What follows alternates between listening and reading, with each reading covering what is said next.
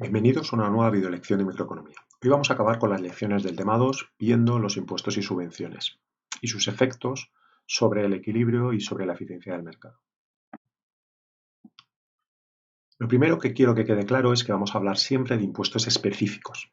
Los impuestos específicos son aquellos que, independientemente del precio del producto, supongan que se paga una determinada cantidad T por cada unidad que se intercambia en el mercado.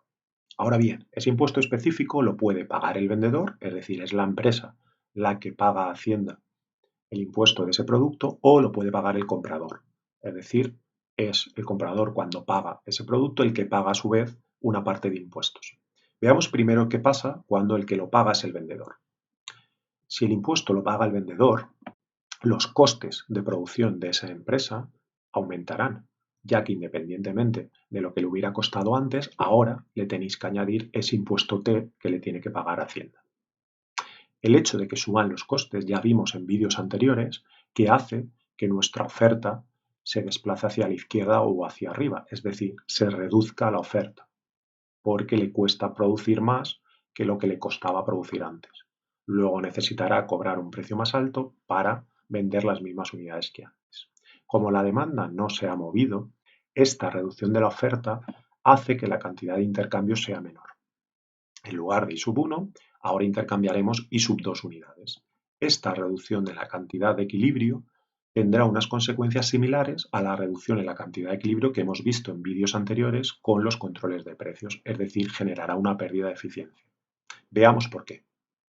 En este caso, lo que ocurre es que los compradores pagamos un precio diferente al de los vendedores, es decir, el precio que yo pago por este producto será P sub C, que es el precio que determina la demanda para la cantidad nueva de equilibrio. Pero de este P sub C que pagamos los compradores, solamente P sub P llega a la empresa. Es decir, P sub P sería el precio que realmente reciben los vendedores por estas unidades I sub 2. Y es el precio que marca la oferta original sin el impuesto, ¿de acuerdo?, para esa nueva cantidad de equilibrio. La diferencia entre el precio que yo pago como comprador y el precio que recibe la empresa como vendedor es justo el impuesto T que estamos analizando. Además de reducirse la cantidad de equilibrio, o debido a esa reducción en la cantidad de equilibrio, los consumidores perderemos una serie de excedentes. En concreto, perdemos el área D porque consumimos menos cantidad y perdemos las áreas C y D porque ahora pagamos P sub C en lugar de P sub 1. Mientras que los vendedores perderán G porque venden menos unidades que antes y también perderán E y F porque ahora reciben solo P sub P, que está por debajo del precio de equilibrio P sub 1.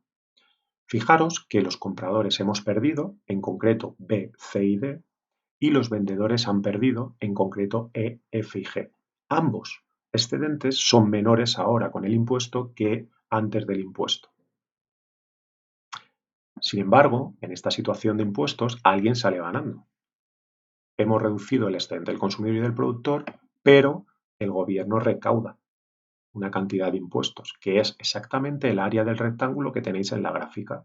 Fijaros que la altura de ese rectángulo es el impuesto T y la base de ese rectángulo es el número de unidades que se intercambian en el mercado. Y hemos dicho que un impuesto específico era aquel impuesto T por cada unidad que se intercambiaba en el mercado.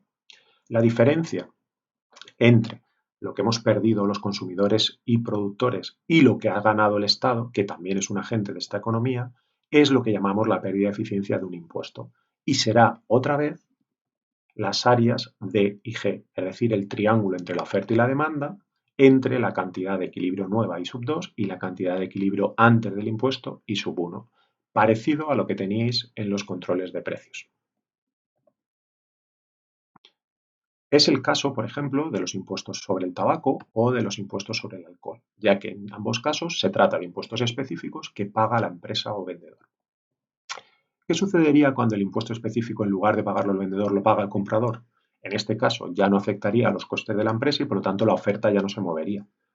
Lo que cambiaría es la renta de los consumidores, ya que al pagar el impuesto tienen menos renta y, como vimos en temas anteriores, eso hace que la demanda disminuya. El hecho de que la demanda disminuya reduce la cantidad de equilibrio de Q sub 1 a Q sub 2. Otra vez, el precio que pagamos los compradores y el precio que reciben los vendedores es diferente, como sucedía en el caso anterior.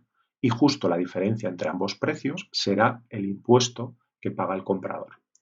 El resultado desde el punto de vista de excedentes y desde el punto de vista de eficiencia es el mismo que teníamos en el caso de que lo pagase el vendedor. Es decir, da igual quién pague el impuesto, que la pérdida de eficiencia será la misma, porque solo depende del número de unidades que se reduzca el intercambio de equilibrio, es decir, la cantidad que se deje de vender y de comprar por el hecho de que haya un impuesto en el mercado.